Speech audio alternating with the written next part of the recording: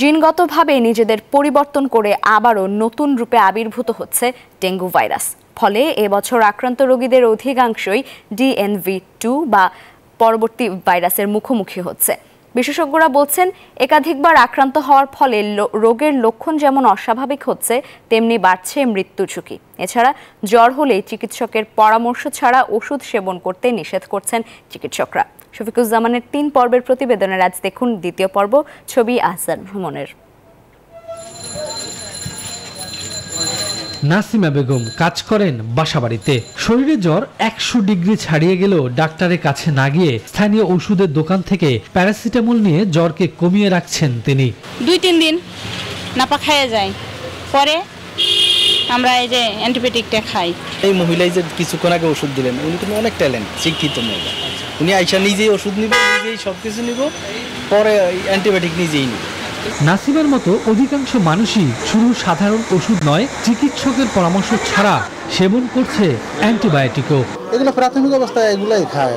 ওই যে টিভিতে দেখতেছে বিভিন্ন রকমের সাক্ষাৎকারে শরীর ব্যথা, মাথা ব্যথা, জ্বর প্রাথমিক আসলে নাপা খায়, এই বিভিন্ন দেখতেছে জন্য সবাই খাইতেছে চাইছে। এদিকে জ্বর হলেই নাপা নয় এমন সতর্ক বার্তা বহুদিন ধরেই চিকিৎসকরা দিচ্ছেন, কারণ এতে ডেঙ্গু আক্রান্ত হলে হঠাৎ মৃত্যু ঝুঁকি বাড়ে। এবছর হাসপাতালে ভর্তি ডেঙ্গু রোগীদের অধিকাংশই করেছেন এ ভুল, ফলে ভুগতে হচ্ছে তাদের।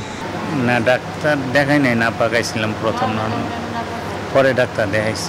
ছেড়ে ছেড়ে জ্বরাইছে, মাথা যন্ত্রণা করছে, প্রচুর মাথা ব্যথা করছে, না বমি হয়নি, পাতলা পায়খানা হয়েছে।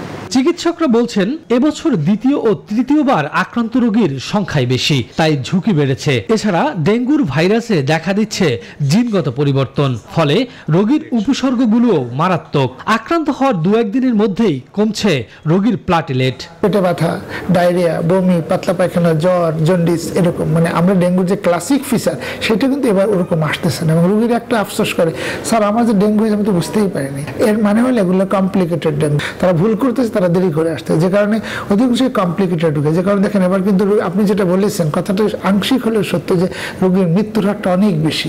স্বাস্থ্য অধিদপ্তরের তথ্য বলছে, এখন পর্যন্ত হাসপাতালে ভর্তি ডেঙ্গু রোগীর 34% ঢাকা মহানগরী। আক্রান্তদের মধ্যে 39.7% নারী এবং 60.3% পুরুষ। বিশেষজ্ঞদের মতে এবছরের ডেঙ্গুর ধরন এবং লক্ষণ দুটোই জটিল, তাই জ্বর হলে চিকিৎসকের পরামর্শ ব্যতীত ওষুধ সেবন না করার তাগিদ সংশ্লিষ্টদের। শফিকুজ্জামান রুবেল, নিউজ 24, ঢাকা।